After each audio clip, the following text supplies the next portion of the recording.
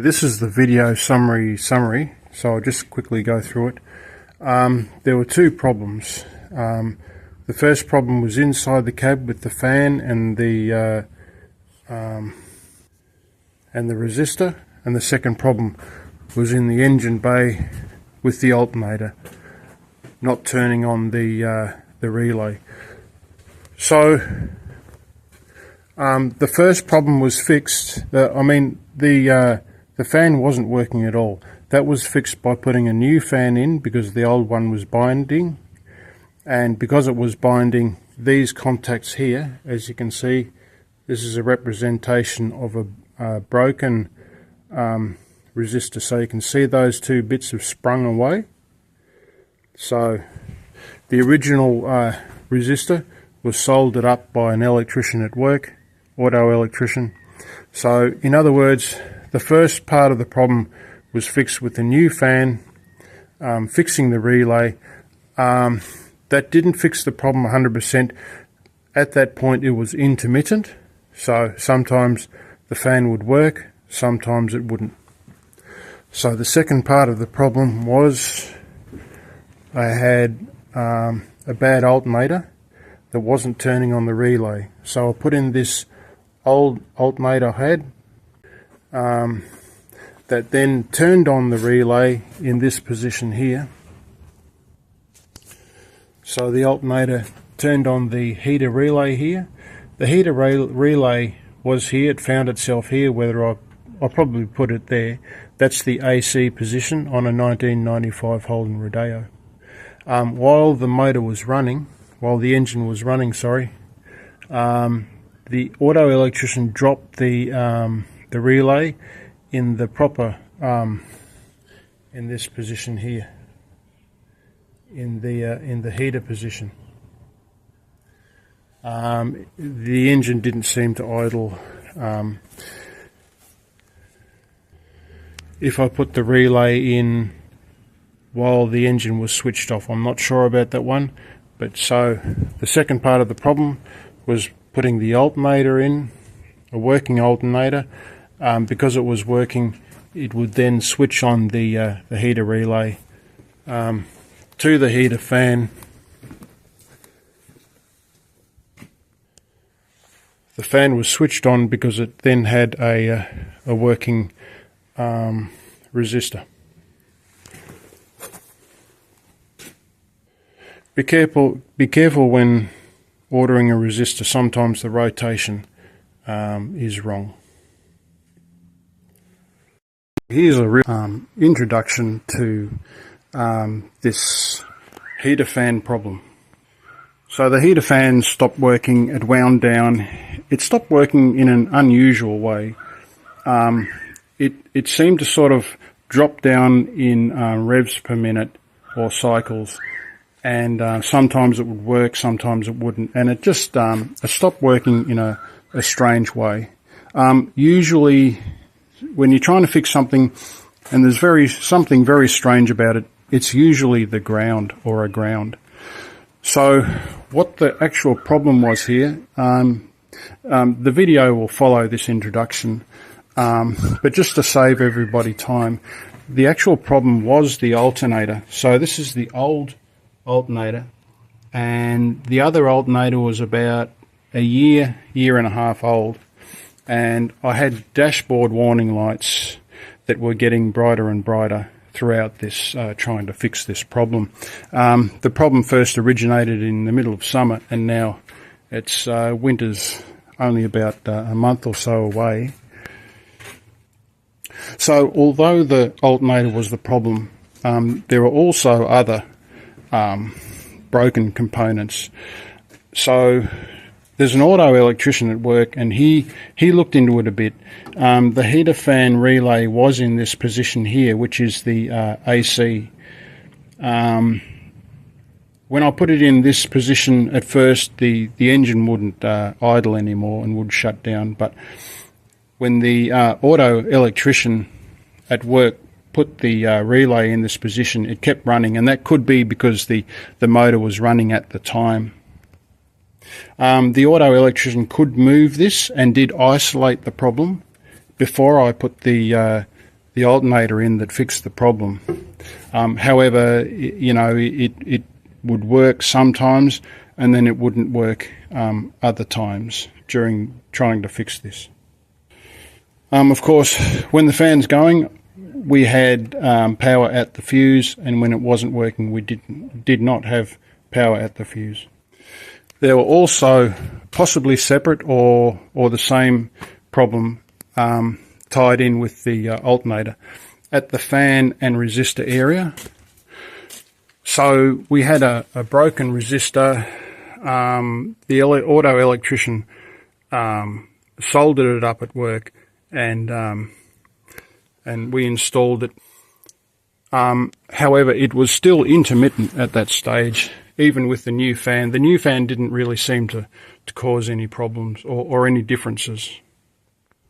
The auto electrician said that if there's power at the fuse, the problem is inside the cab. If there's no power to the fuse, it's outside the cab. Now, by installing the new alternator, yes, when it wasn't working, there was no power at the fuse, and it was that then was the cause, being the alternator. The old fan was a bit bound up.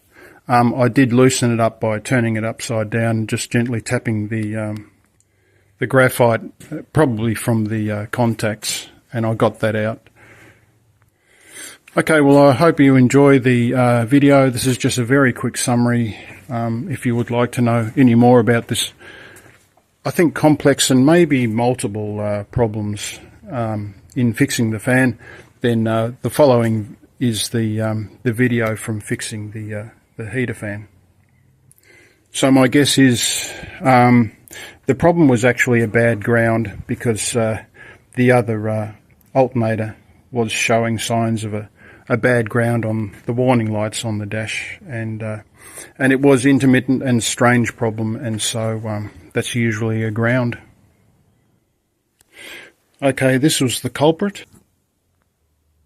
That was installed on 6th of the 7th, 2023. The car was in storage for about possibly 6 months of that time between then and now, being, I think, the 24th of the or 23rd of the 3rd, 2025. Okay, it's now the 25th of the 2nd, 2026, so it's a year or so into the future. This is part of an introduction, part of the video that I made about a year ago, and a few things have appeared or transpired after the work was finished. So it may have something to do with the battery, either this whole situation or this particular thing that I'm going to point out. So in the cab, after it was fixed, I was not able to go under the full setting, number 4. So if I go under number 4, it just won't switch on the heater. The heater fan won't switch on if I go to the number 4 position. That is to say that the next day, or the next time I start the car, it won't start, and then after a bit of time it reset itself. So at the moment I've got this in there, that screw, so I can't go to number 4, can only go to number 3. But apart from that, it's perfect. It works, there's no problems. Now, getting back to the battery. This battery I got from Super Cheap Auto. It's a generic 12 volt battery. So that's how old it is. So this car is going to go in, it's going to have some work done on it in this garage. When it comes out in another couple of years or so, I'll get the standard battery that's recommended for this car. Okay, the battery, I'm not talking about the voltage, I'm talking about the amps, maybe the amp rating is too high on that battery. Okay, so I'll put this in as part of the introduction to the video. The video will follow later. It's a fairly long video. I don't blame you if you don't watch it all, but maybe you get the gist of it from this introduction. Just to finish and finish the intro to the heater fan problem before the actual video starts. Today is the 30th of the 3rd, 2025.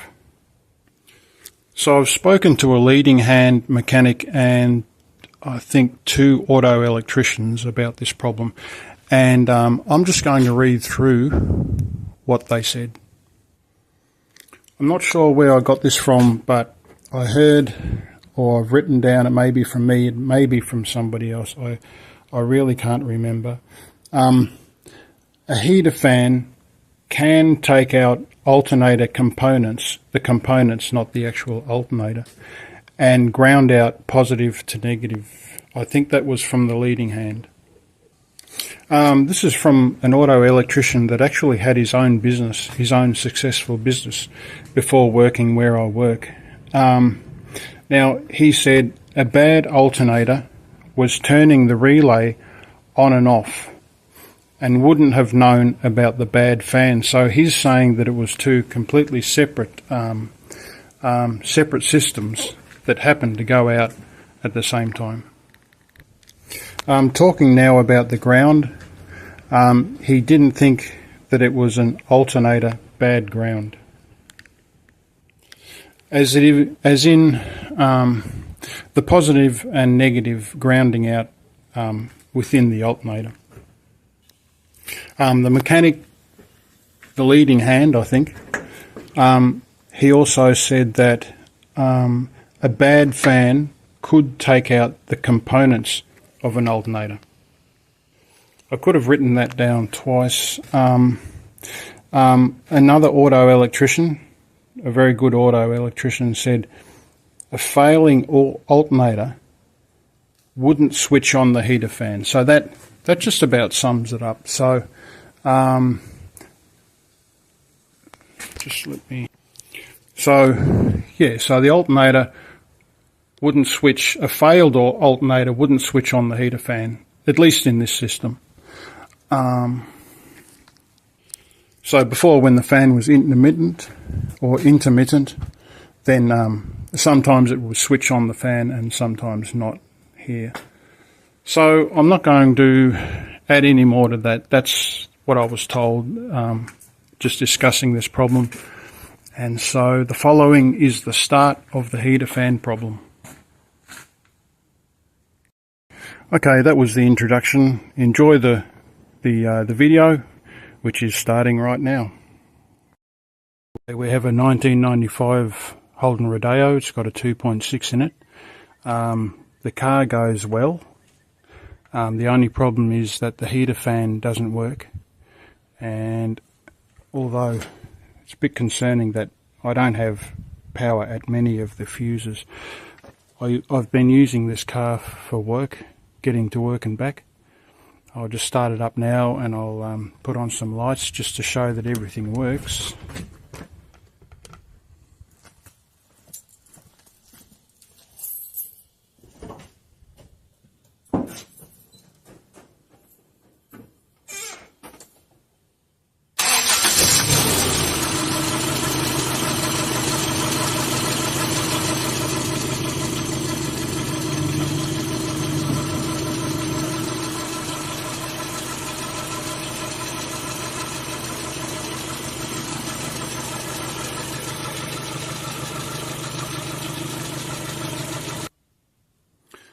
Okay, so there's the fuse box lid. Now, I'll just point out one of the strange things is that there's not supposed to be a relay here. That's the relay there. So that's in the wrong place. It's supposed to be here behind the front one there. So that's where it's supposed to be, and that's where it was when I first opened this up, when I first got the car for inspection. Although it won't run if this relay's here, it has to be here. There's power supply here, but there's no power supply to the relay here, but this relay has to be here. So I'll just show that this bank here has power and this bank here does not have power.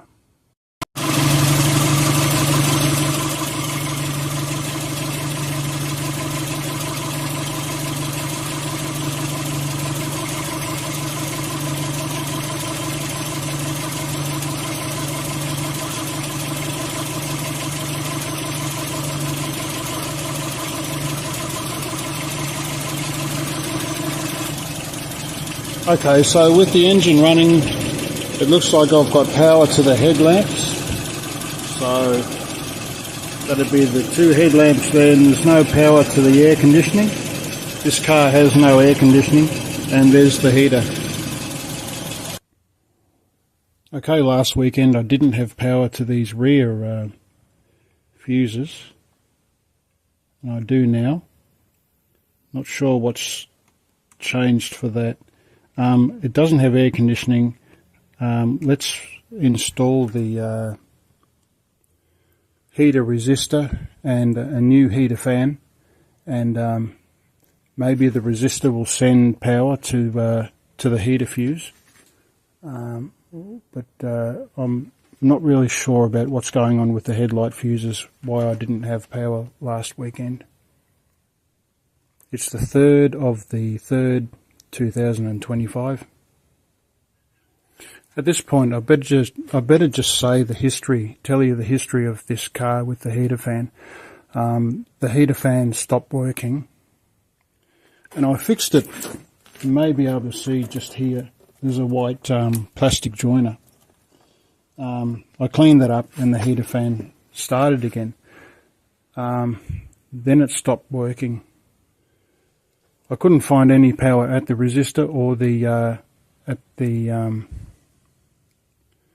heater fan connection.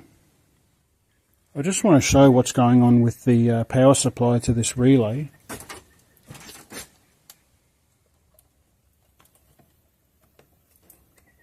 So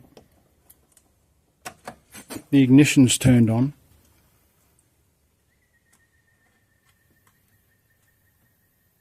There's no power supply here where the relay was.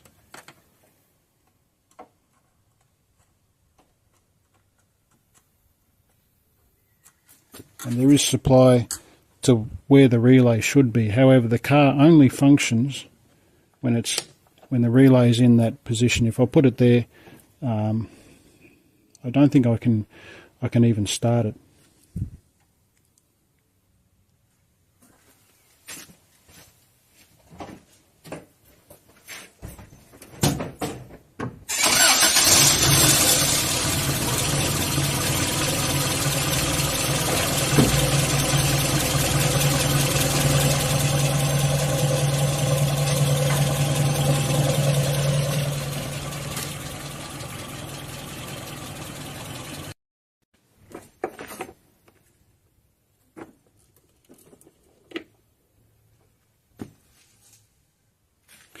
Luckily, I did discover the heater fan wasn't working in the middle of summer, so I've had plenty of time to get parts. So I've got a new fan, new resistor. Hopefully the resistor is going to send power to the fuse box, but if not, then there's more diagnosis, and probably I might even just take it to an auto electrician, so I'm not afraid to get help when I need it. So it's just a matter of removing the glove box, and we can remove and replace the heater fan and the glove box. The resistor. Symptoms with the old fan is that it was binding and it was making some noise. Okay, so it could be the reason why the resistor has maybe burnt out, but time will tell. Okay, for the glove box removal, we can see one pin there, one pin there. It's got a slot through it, so we're going to compress it with these pliers, and we're going to lever it out with this long-handled long screwdriver. Just level it out. I have had the hinges out. What I did to get them out was I sprayed some lubricating spray. I sprayed lubricating spray here and through the hole here. You can get a light down there and spray it on the other side of that hinge there.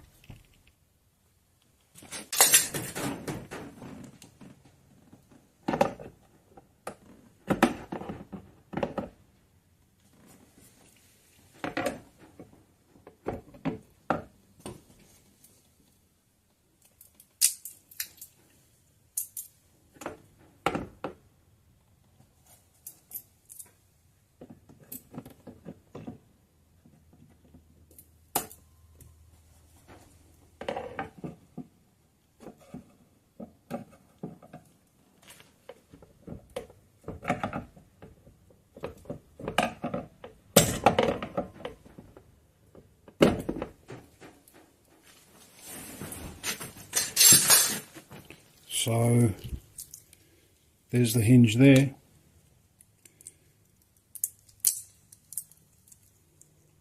It's not all that long.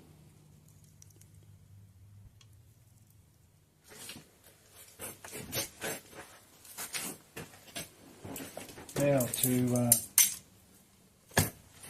to get the glove box out.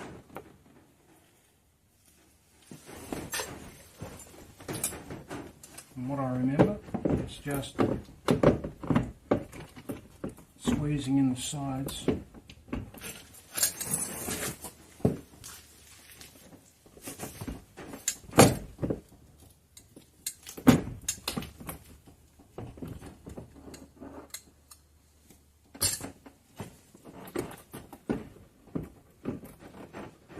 Yeah, so if you drop one side and bring the other side up, that's the way to go. Just push on one side.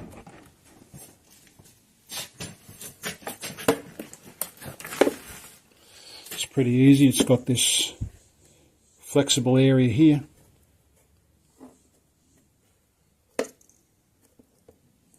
And that allows it to be squashed. So there's the mounting hinges.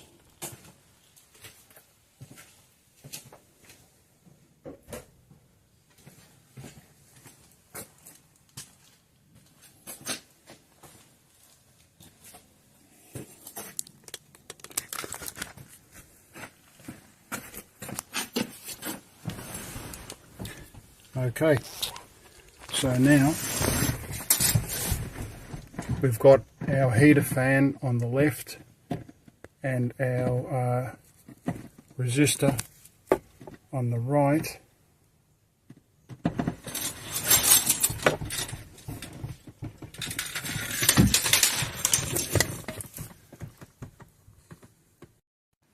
Okay, unfortunately I've got the wrong part here. Everything's the same, the connector fits, although the rotation's completely wrong.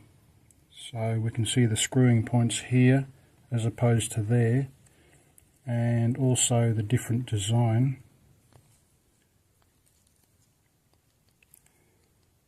So the base of this seems to be clocked around, although as we flip them around we see they're identical. So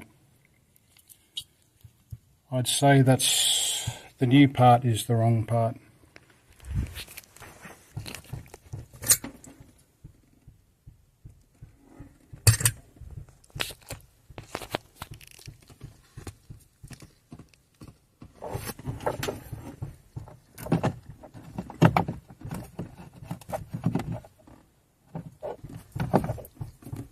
Just got to see, so that's should go in that way. So it sits in there, but it's the wrong rotation. Well, a couple of weeks later and I'll come back to the video. Okay, I'll get the connector off. I'll put the fan in at this stage while I'm here.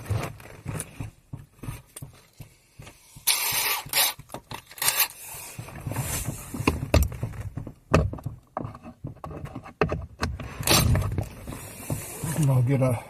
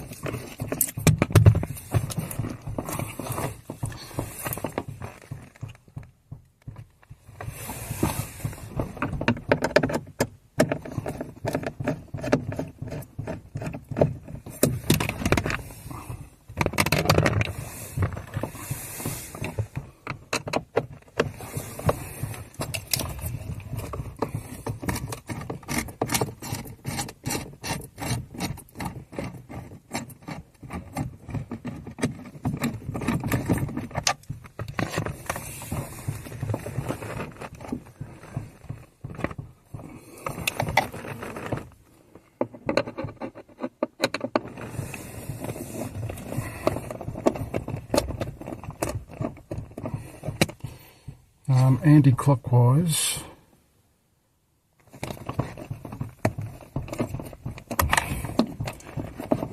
Okay, so she should be coming out.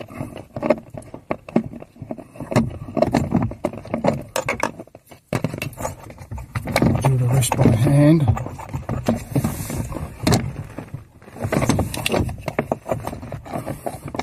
It's the original motor. Got a lot of binding. Let's compare it to the new one. Okay, we'll put all the new stuff on the right hand side. What have we got there? Some type of spring. Must be a little weight, I think, just to balance it. So let's see. The fins are pointing the right way. We can see here that turns very easily, but that's all bound up.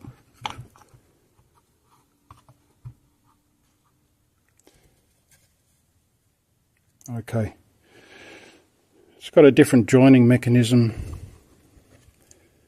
at the end of the shaft there. I'm going to turn that to face that, so it's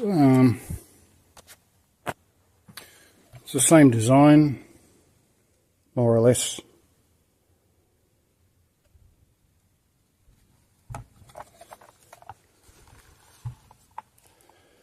Apparently that goes to the inlet duct.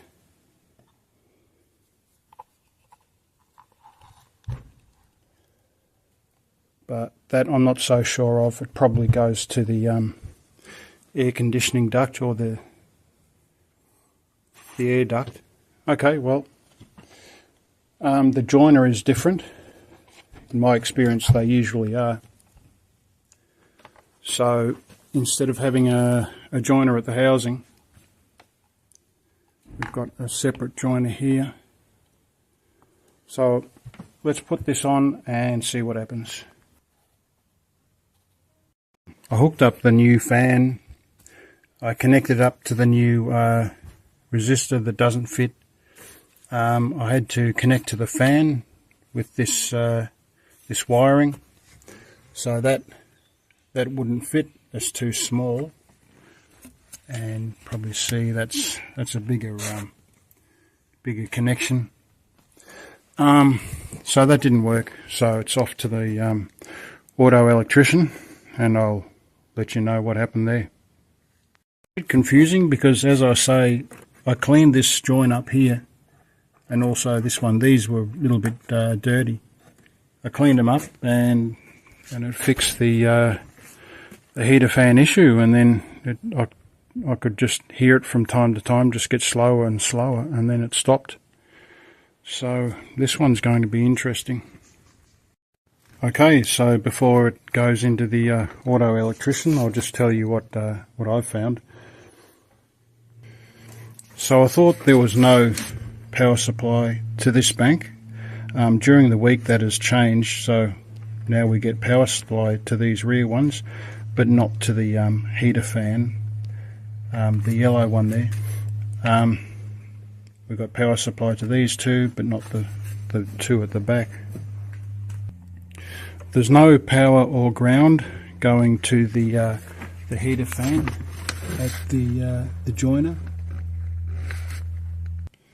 As part of the test, I used the starter relay and I put it in the heater relay position, and that made no difference. So I know there's a chance of them not being compatible, but I did that test. There is a working ground to the resistor, but no power to the resistor. So that's tested with a electrical probe. As I've said, nothing will work with the relay in the position where there's power. I don't really want to do that test on video because it seems to mess around with the electrics a bit. So there's power at this position, but not at the position where it is. When I first got the car and I first took the lid off, this relay was in the correct position and the car was working. But the relay has been in this position for many years. There's next to no power at this this joiner that I cleaned up to fix the heater fan previously, and now there's no power there. The front lights work with only if the relay is in this position. So I don't want to be too specific here, but the heater fan used to work when the relay was in the middle position here. Just as it says on the front of the fuse box here.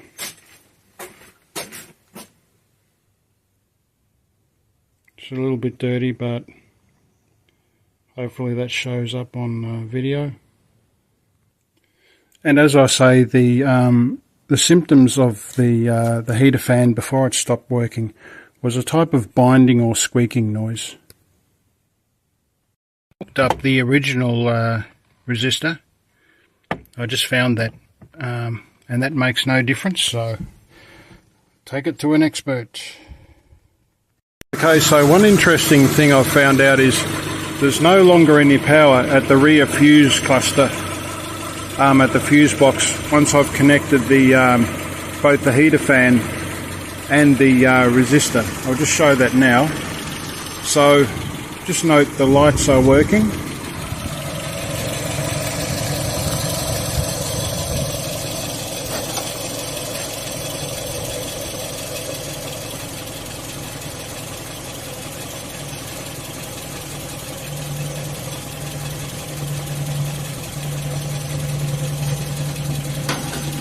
Okay, well, that's surprising because I just tested it before, and now it's working. So okay, so it's the headlamp. Both headlamps should be at the back here.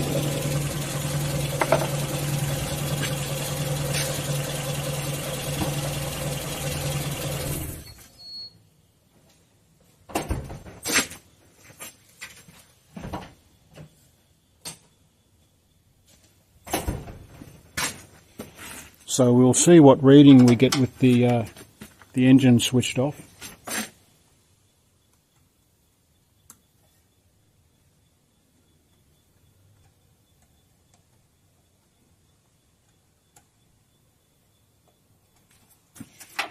So with the engine switched off, there's no power to the rear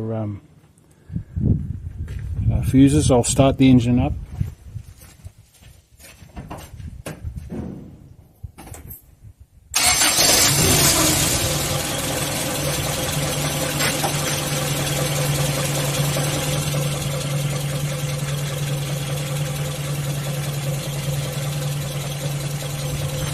There's now no power where there was power before.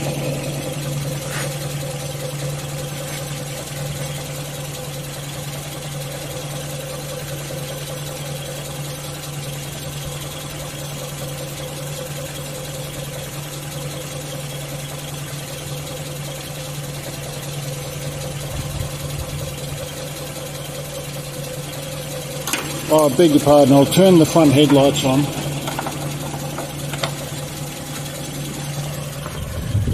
Oh, okay, I get it now.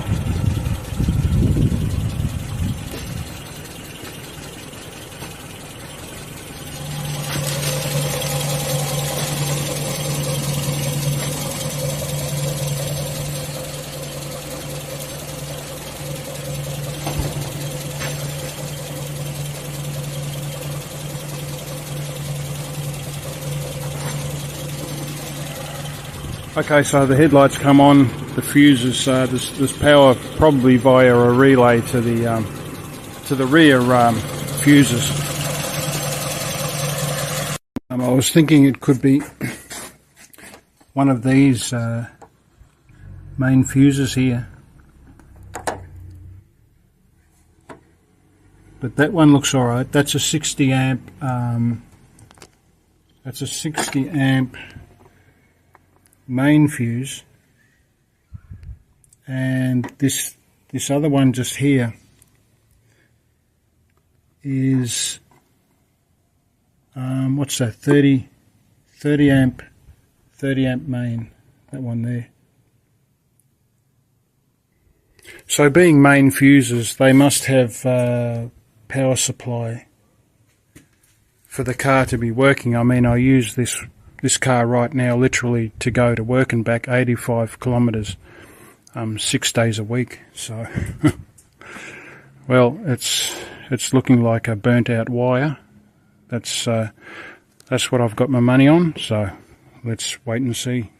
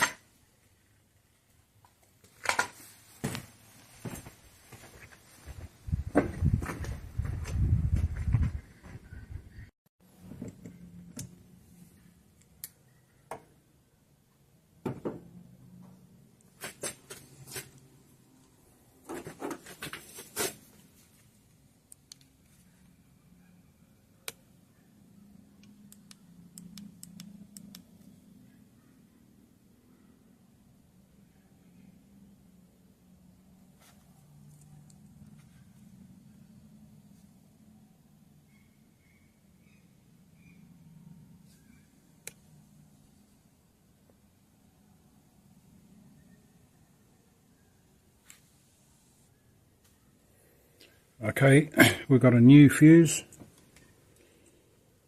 There are no fuse positions in the middle area there. So there's no fuse positions here. So that's clear. No metal connectors in there.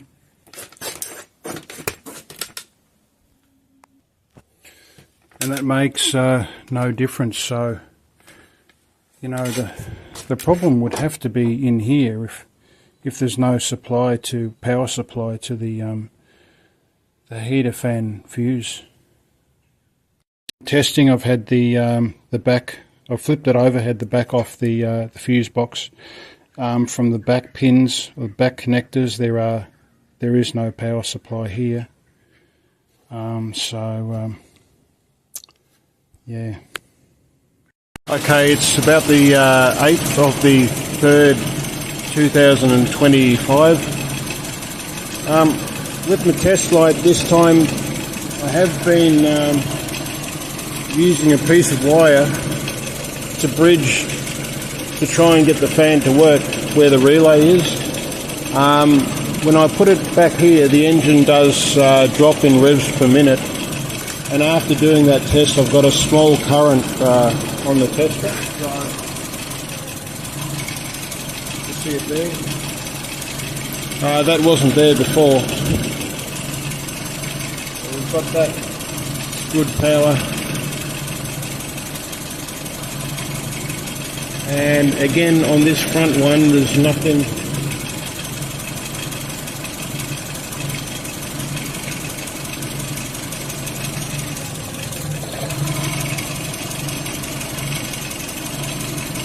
So I think doing the test is actually exacerbating whatever the problem is, and I'm just going to leave it there, and I'm going to have to bring it to a auto electrician. So just to be clear, I was bridging, trying to turn on the fan. So the relay will click, but I'm not sure how to test it with whether the actual current is going through. If you are going to buy a relay tester, just make sure that it's a bit more. It can test different types of relays. This is only a 3 relay tester, and I've never had a relay, to be honest, that will fit in this and be tested. Just whatever you do, don't get your wires crossed when hooking up to a battery.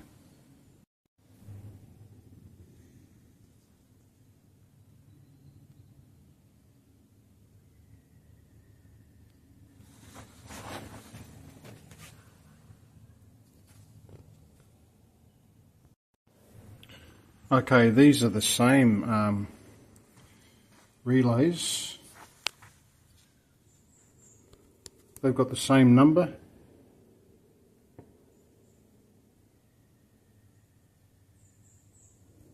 So it's this number here. I would say that would be the model number. If I can just keep it that in focus. 50225V. 50225V. So I labelled them up a few years ago. So I'm going to try the fuel relay. So these are swapped around now. The heater's in the fuel position and vice versa. So if it starts up, then the relay should be good.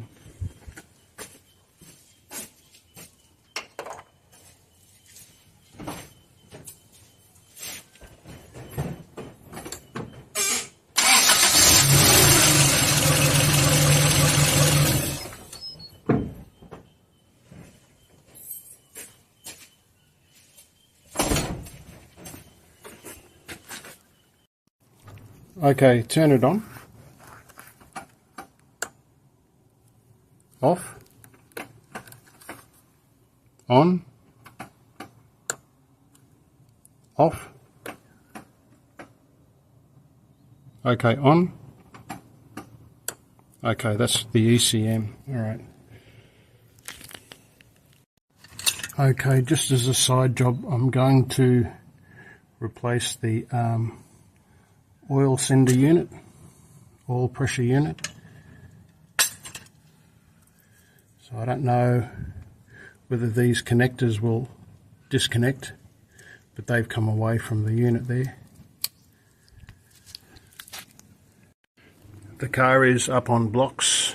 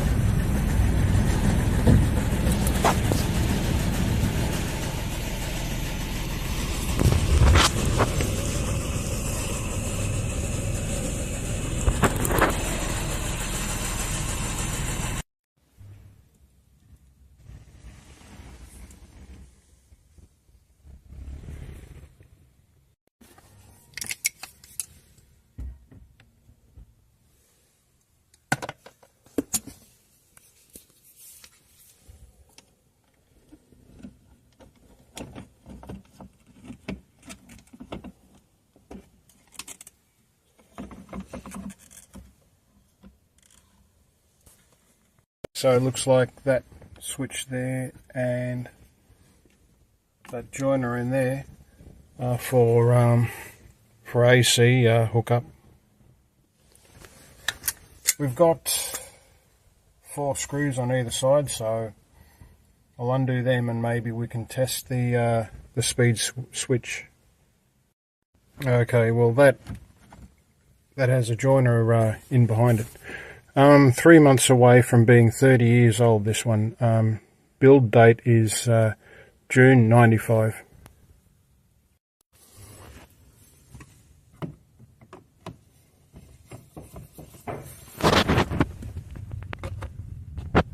I just removed the front of the radio and the surround popped off, and now this is the shroud's loose. At this stage I am going to reassemble. The reason being is that if I move this switch up and down, there's no hint that the fan's going to work, so I'm just not able to get to the contact to the joiner to test for power.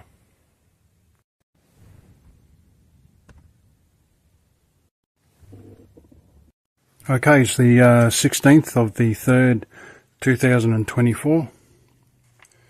There was an auto electrician at work.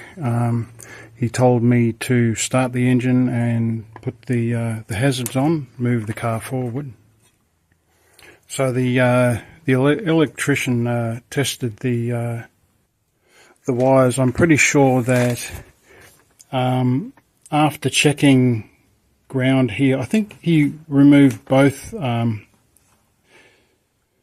so there was no heater relay, and he tested, he found power here and sending lower voltage power here and high power 12 volt for the motor, or the heater fan motor.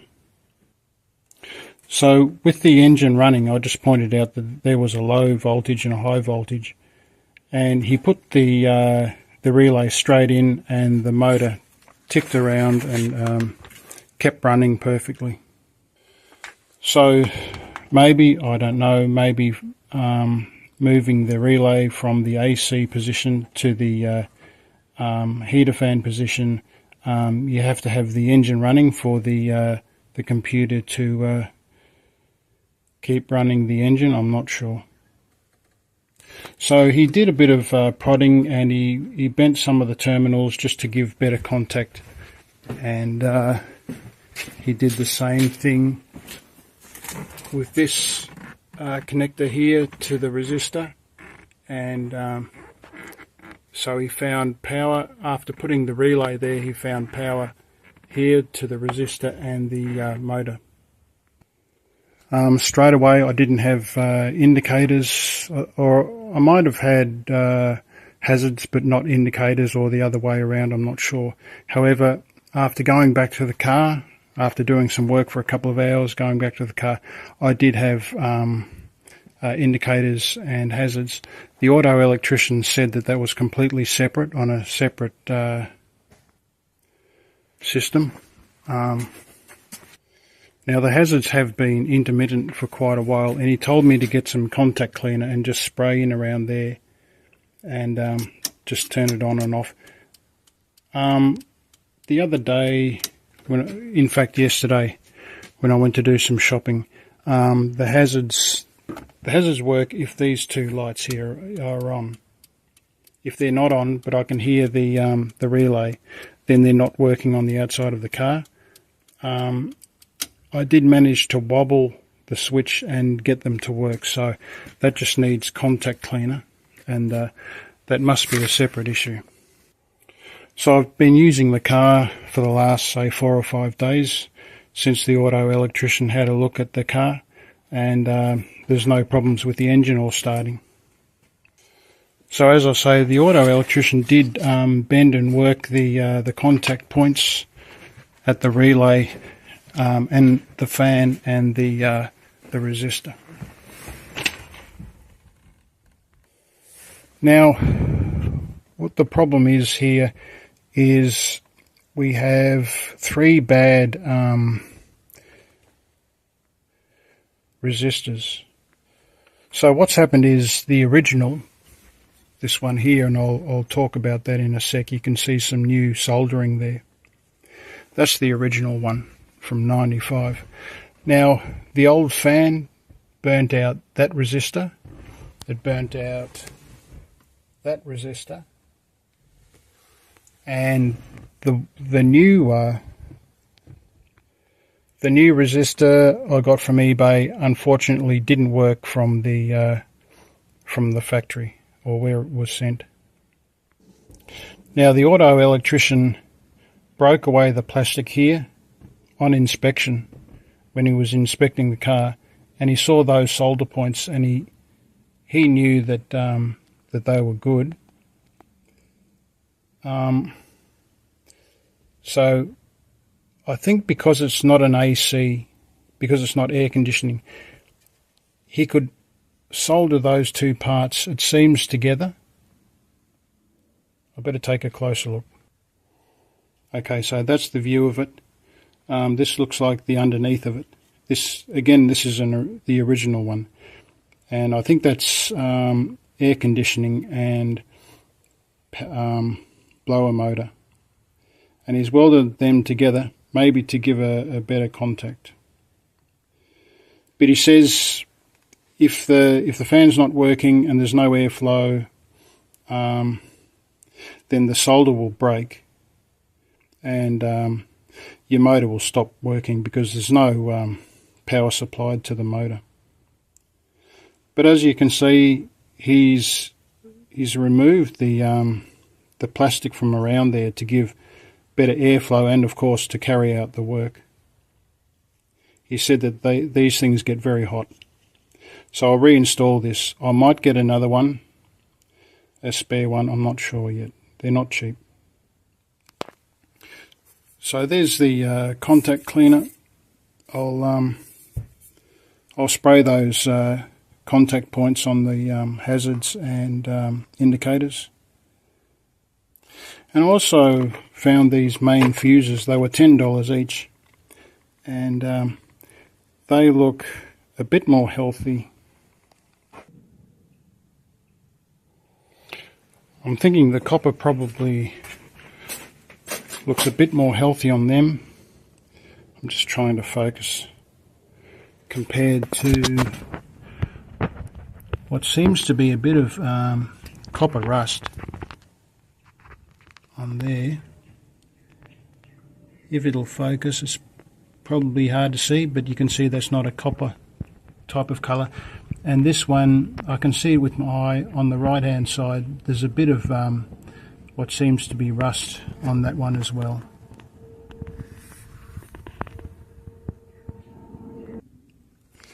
Now the fan comes with this contactor. On the standard one, it plugs into the side. I did get this, but unfortunately the connector will be on the wrong side. So let's see, that's upside down. So that's on the left side, and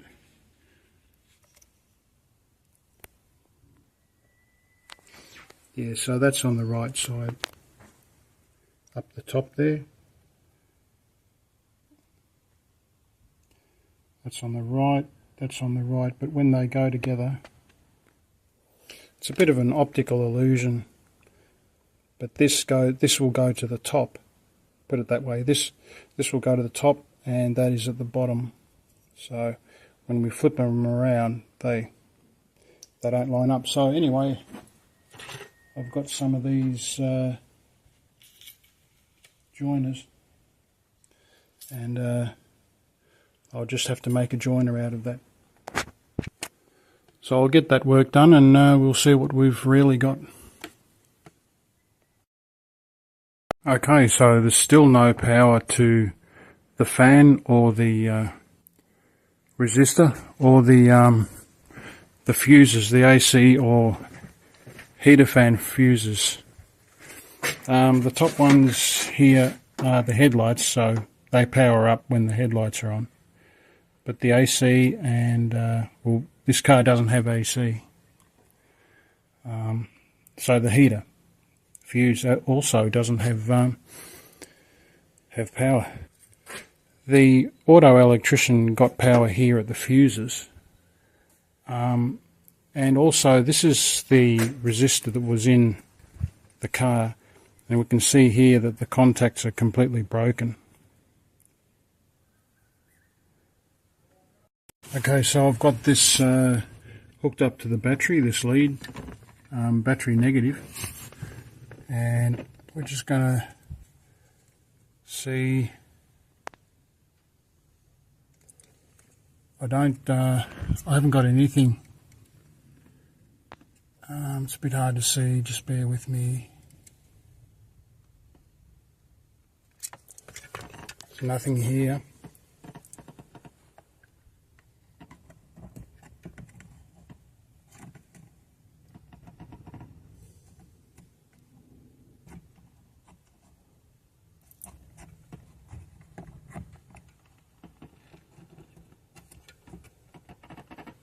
Nothing at all, nothing on the battery.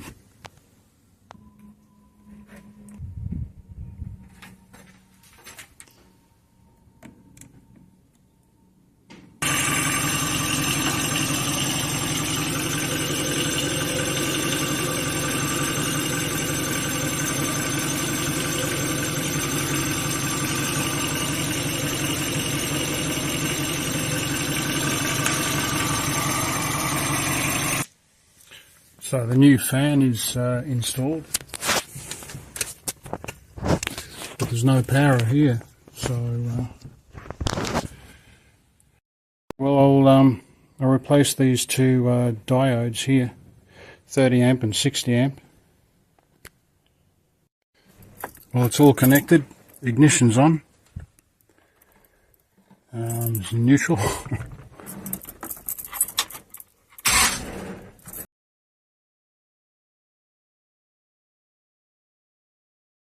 Back to the drawing board. I might go to like Auto One and get a resistor, just to rule that out. A brand new resistor, or another resistor, because we're up to resistor number 4, considering that the broken solder points were fixed on that resistor. Okay, I'm at work. The auto electrician at work has come along, and he probed it, and he did tests, and he plugged the positive and negative in, or the positive and positive, I'm not sure. It looks for a ground after the motor, and it was working. And I started it up, and it was still working, but now it's stopped again. So that's super weird, because I had egg on my face. I did the same tests. I plugged the wires in, I had the motor running, and it didn't work, just like this. He came along, he put the wires in, and he goes like that, and it works. And now I'm back to square one. It's 19th of the 3rd 2025. Okay, it's the same day. You probably hear that the fan's working. I did wiggle the wires a little bit down there. I wiggled them there at the resistor, and down there at the heater fan. So I think what we're looking at here is a loose connection.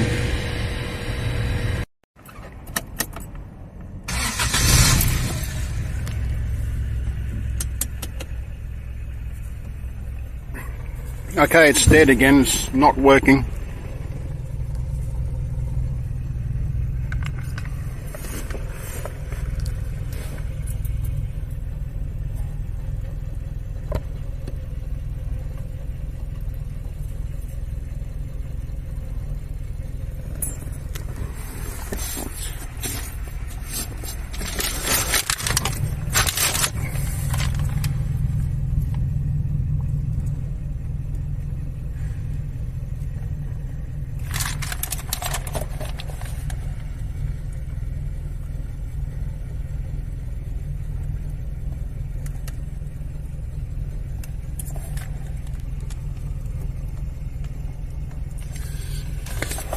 Okay, well, then it's looking like a bad ground somewhere. So the story will continue. Okay, so I just started it up. Then unfortunately I wasn't filming, and the fan did work. So now there's nothing.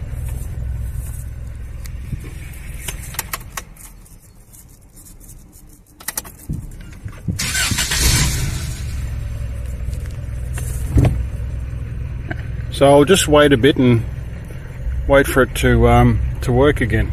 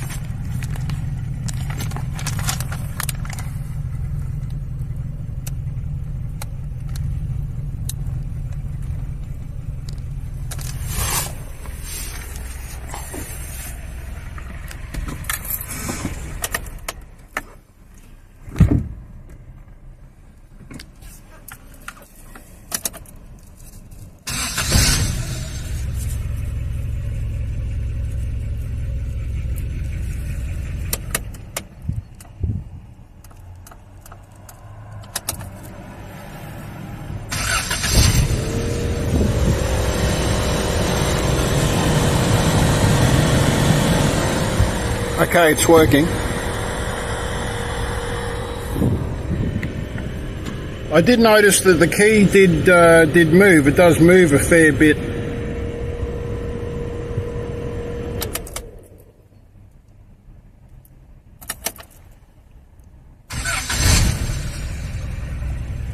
Okay, no heater fan.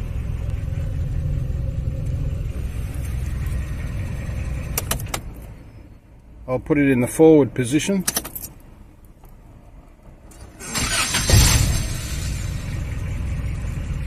No, there's nothing.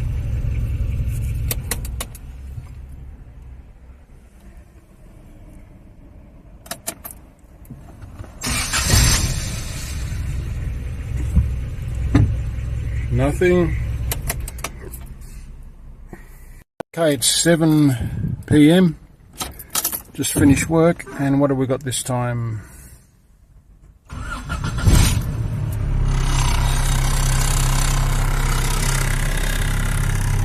No, nothing. I was told by the auto electrician it could actually be an alternator, so that's another thing. I told him I'd check the relays. I put 3 relays into the heater fan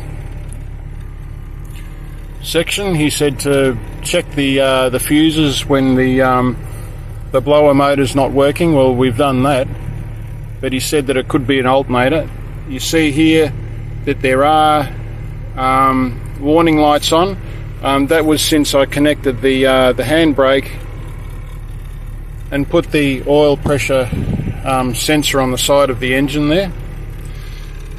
They've become brighter since I've done that, so it could be the alternator. So I do have an alternator at home, so we'll look into that on the weekend. But that is, I do have a battery gauge, and the battery gauge is healthy, so we'll do a it is very hard to get that in focus, unfortunately, but we can see that the needle's there just before 14, so I'll do a restart, and we see now that it's just above 12. Hang on, just let me get my glasses. Okay, well that's interesting. It's on 13, and it should drop down to about 11, and then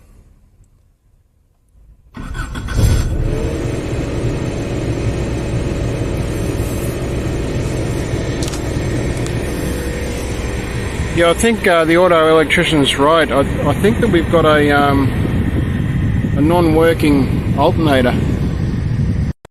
And I think just as I said that, you may have heard the fan kick on.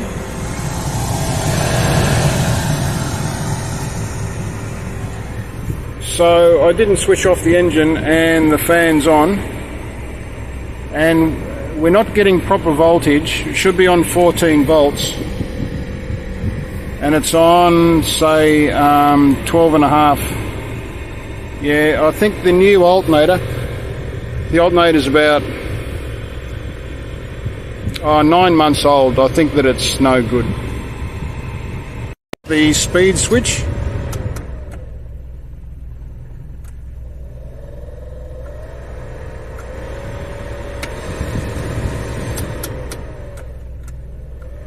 I'll just leave it on so that I can hear it, and I'll just monitor that. Thanks for sticking with the video. Fan's worked all the way home. It has been making some noises, but of course it won't make them now, right? In the garage now. There we go, we just heard it then.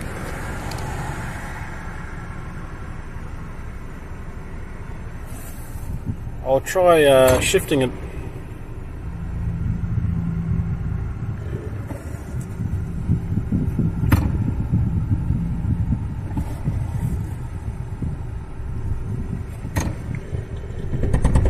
There we go.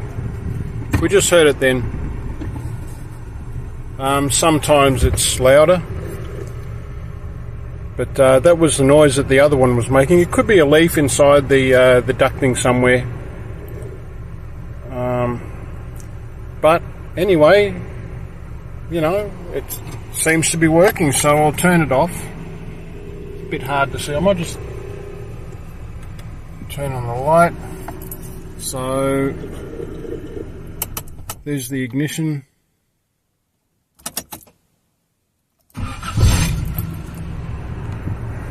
And it started up straight away that time. Before putting it in the garage, it it took a few seconds before it started, but it could be fixed, you know. And you know, I don't know, is it connected to the PCU or the computer? And it sort of took a bit of time to figure itself out. I don't know, but just wait and see. The warning lights are dim.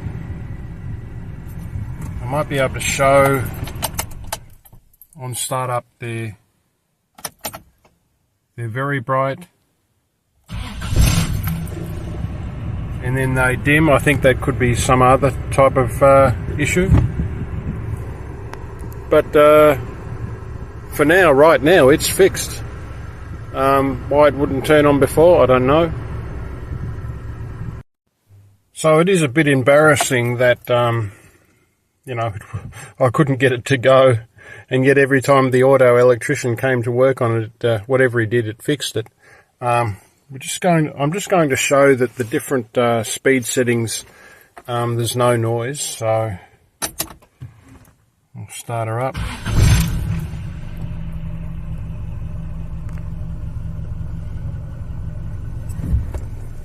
Oh, okay, so the fan's not going now, right? Yeah, I was going to say that usually that type of situation, things just don't fix themselves, you know what I mean? Yep. No, we've still got a problem. It could be alternator, I'm not sure. I'll keep you posted. Okay, so that's the ground coming off the fuse box. You can see there's a little bit of rust there. Just trying to focus it.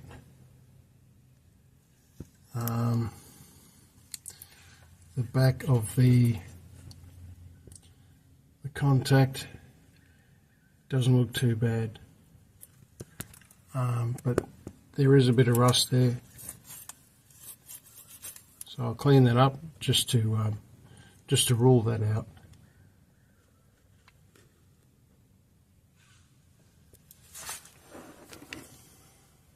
Okay, well the fan did come on, but not straight away, probably maybe 20-30 seconds after starting.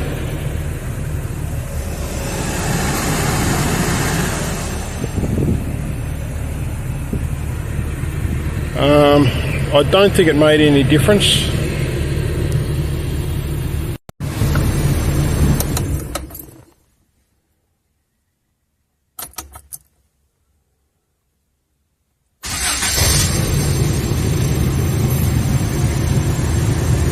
Okay, the fan is on again, this time straight away.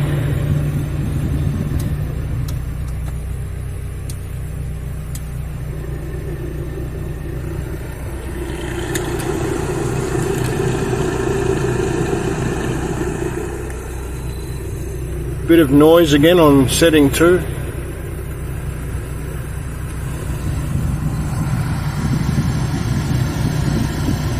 Well, it's I think the 20th of the 3rd, 2025.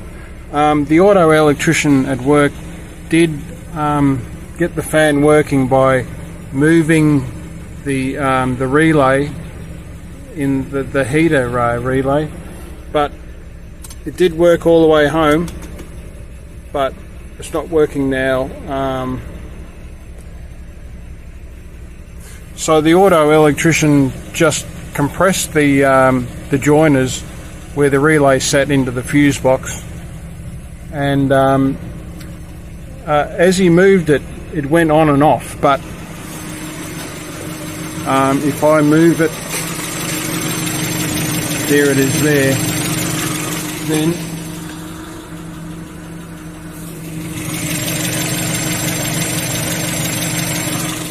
we see that the fan's not kicking on. So it was working all the way home. As I said, the auto electrician fixed it, and he isolated the problem, which was the moving the relay, but now it has no effect. So the saga continues. So when the fan's not working, we don't get any power at the 20 amp fuse. When it is working, we do get the power at the fuse. We've probably got here is a multiple issue. I don't think it's just one thing. Usually when jobs drag on like this, it's an unfortunate, sort of multiple problems, but I'll get to the bottom of it. It's been the 21st of the 3rd, 2025 now. I've got a day off today. I do notice that if the fan doesn't go on straight away, sometimes it takes a couple of seconds to start. That could coincide with the engine light going off, so I'll just keep my eye on that. I'm thinking of replacing the alternator. I've got this from when the water pump went in the car, with the engine belt, timing belt, and new water pump. So I took this out and I put a new alternator and starter motor in. So I might just see if that makes any difference. Okay, so at the moment it's sitting on 12.5 volts with the engine off. So I'll just turn the engine on.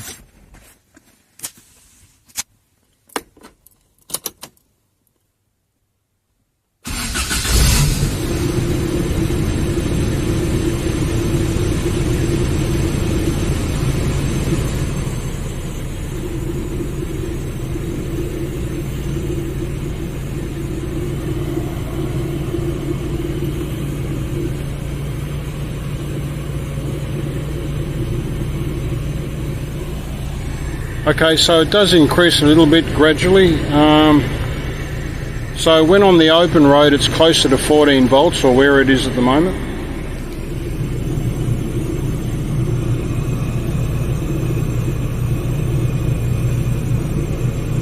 Again, we have the lights come on, start it.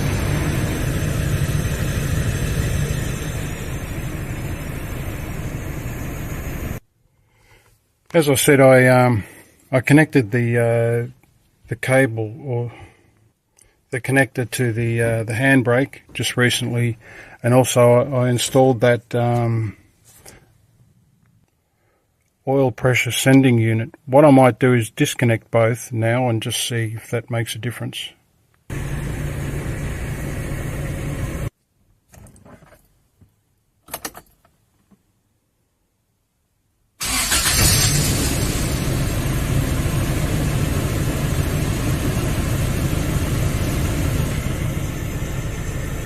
Now it's got the brake and battery.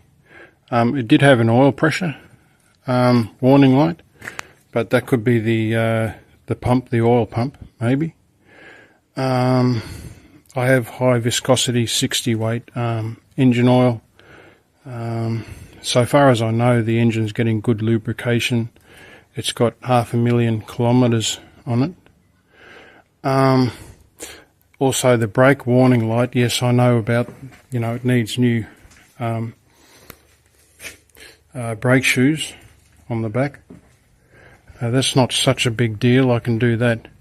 But the battery warning gauge or warning light on the dash, I don't understand that, because I'm getting draw down to 12 volts and it's sitting on, say, 13 volts or more, nearly 14 volts with the engine running. And out on the highway, it's, sometimes more, it fluctuates a bit. So I don't get the, the battery warning light. The only thing really left would be just to put the other alternator in and see. First thing I'm going to do is disconnect my battery. If you don't disconnect your battery and the positive wire hits the frame, it's going to break this main fuse here, and you can't just replace these. In my experience anyway, you have to undo two nuts either side. And the 60 amp fuse that just slots in, I've never come across a situation where I could use one of them, so it's a fairly major thing to actually find it, because these have, I might be able to show. Okay, so yeah, there we go. So that's what I'm talking about. Okay, so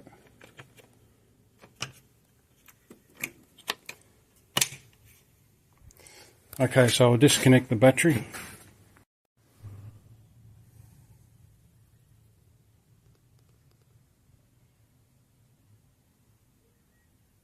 Okay, well, there it is. There's the old alternator. That's hooked up. That's not going to interfere with the fan belt. So everything's tight along the top here. We've got the bottom bolt in.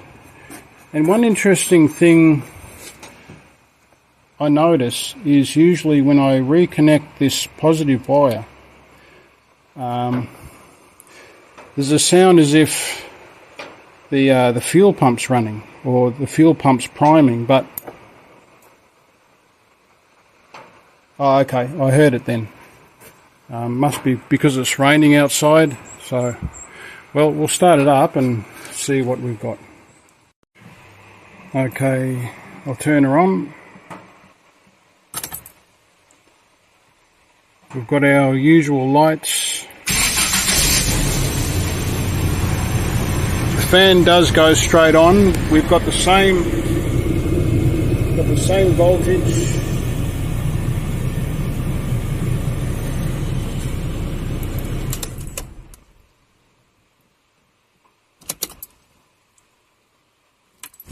Let's get the torch on that.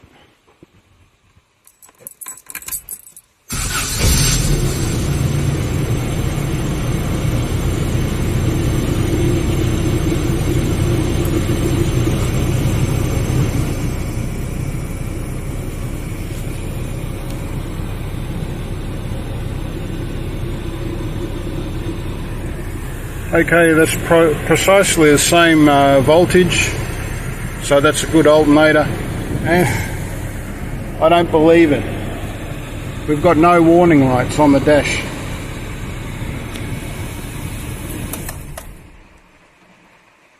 So I'll turn it on.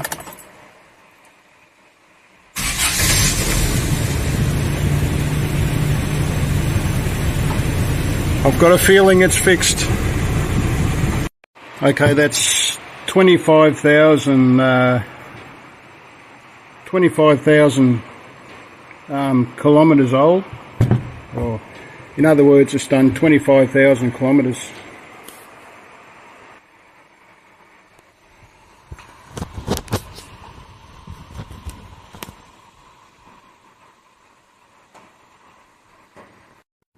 Okay, there it is. eBay.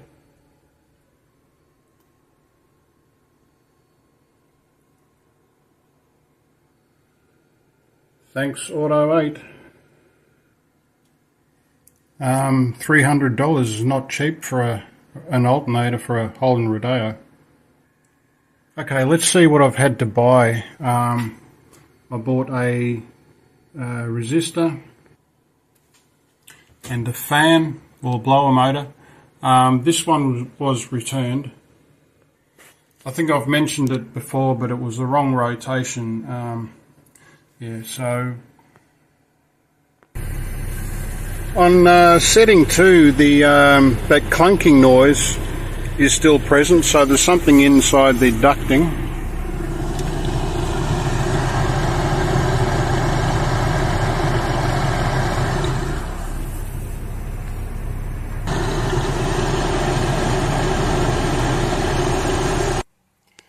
Okay, the wires are reconnected to the oil pressure sending unit and the handbrake, so everything works as it should. We turn the key on, start it up, check engine light will go out, and I'll release the brake.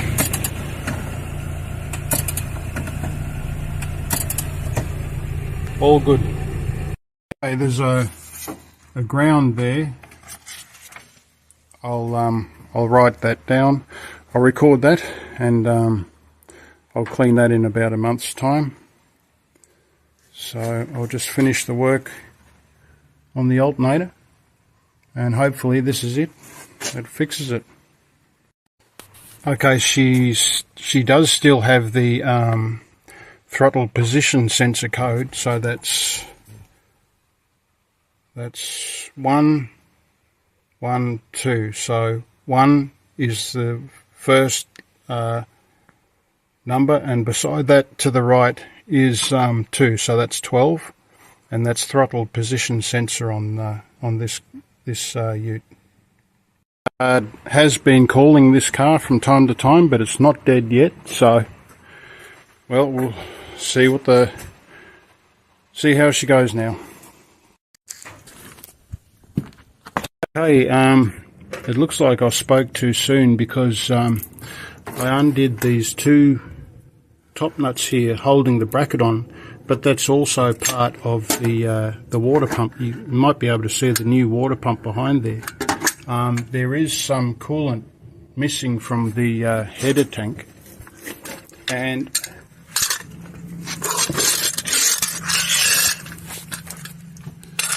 when you come under here, that solution looks a little bit green,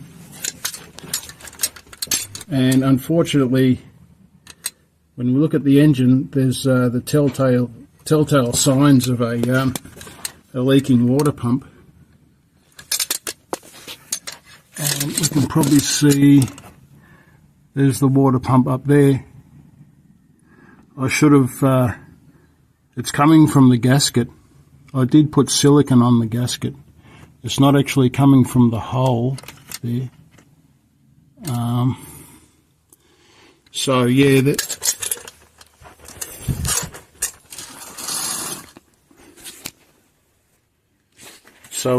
as I say, undoing the top nuts for the bracket, unfortunately that sprung a leak on the water pump.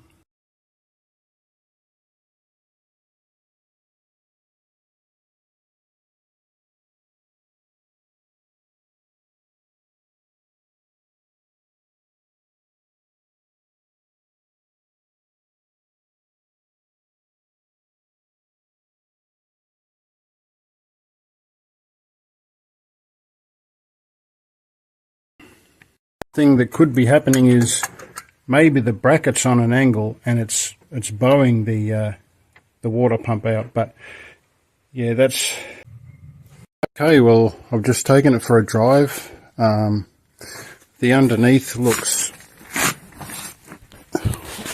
or should I say, it looked okay. There's no coolant for now, so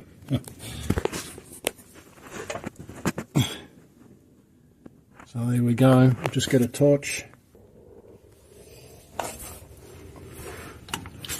Okay, so there's a bit of a better look at it. There was coolant on that bar there. It seems to have stopped. I don't know why. You can see there the distance in the timing belt cover, how it bows out there.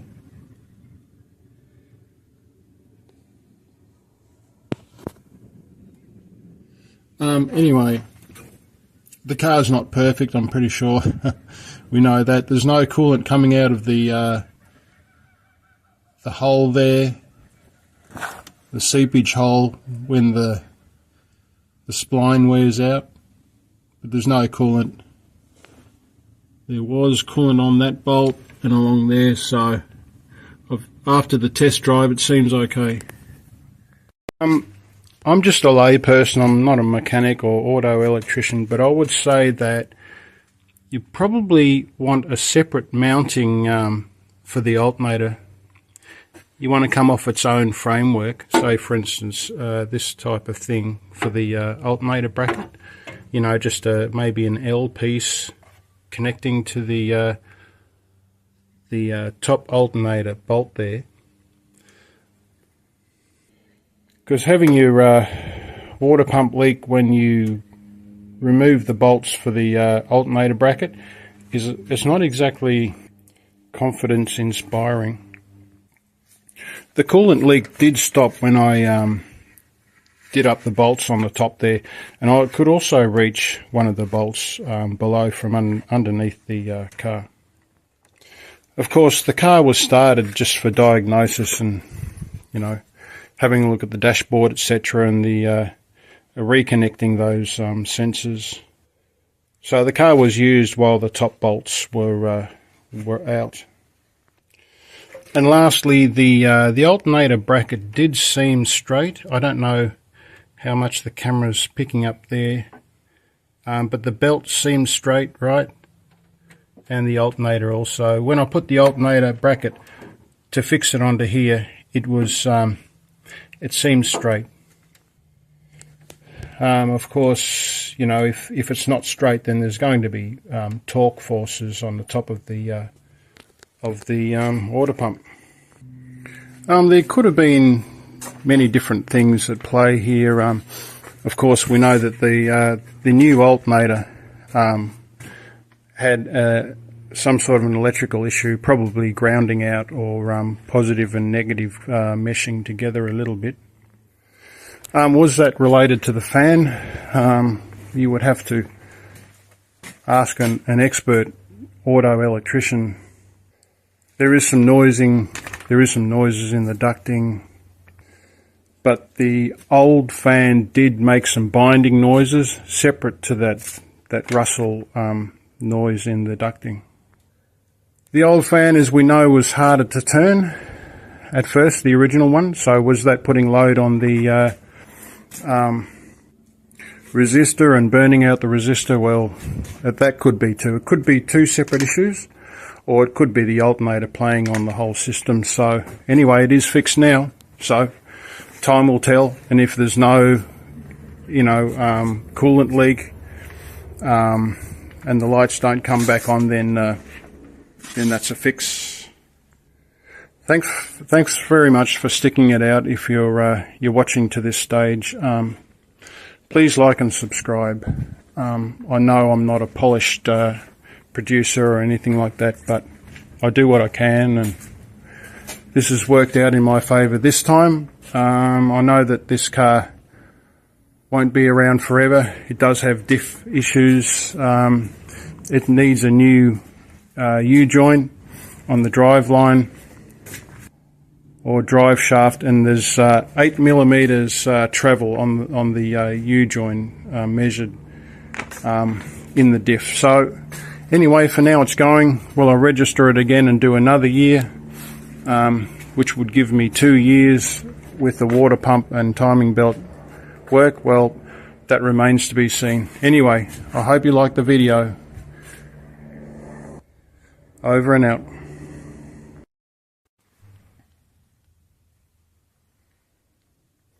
Was in storage for a bit of time. So that's the old heater fan, the damaged resistor, and the cause of it all. I've put these short screws, just get some light on that.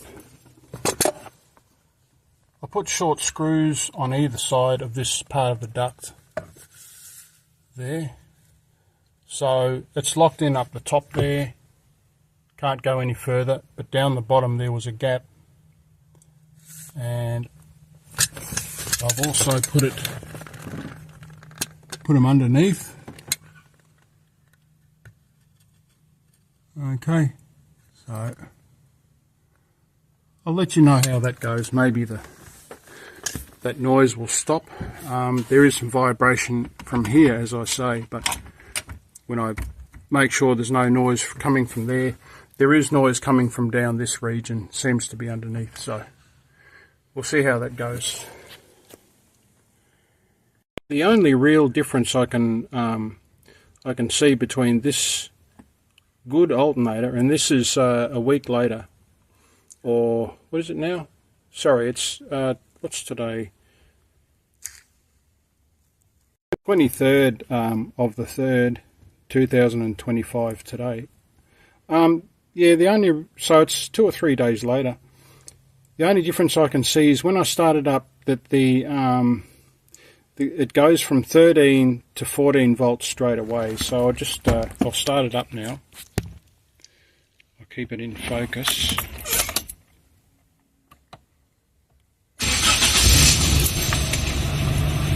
So it's on about 12.5 volts, but when you can see the needle move there, so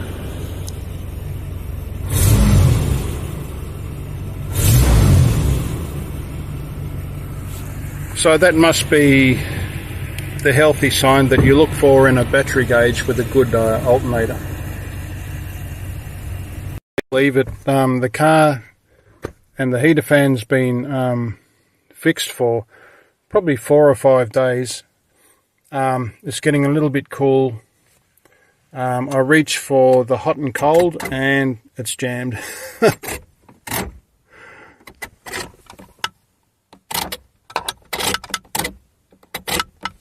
So the saga continues.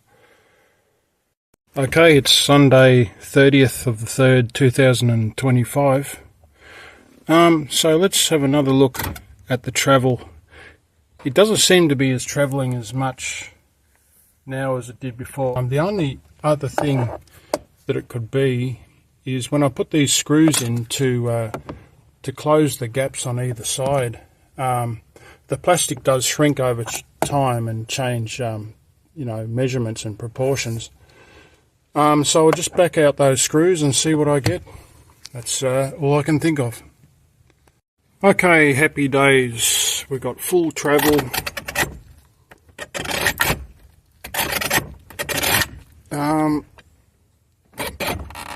This one also, that's to adjust if it comes out the top near the windows or down by the feet, etc.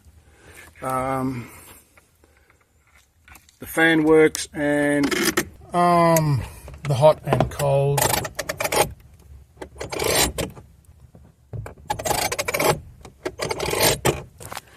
Happy days. Winter's coming along. So it's just in the nick of time. Thank God.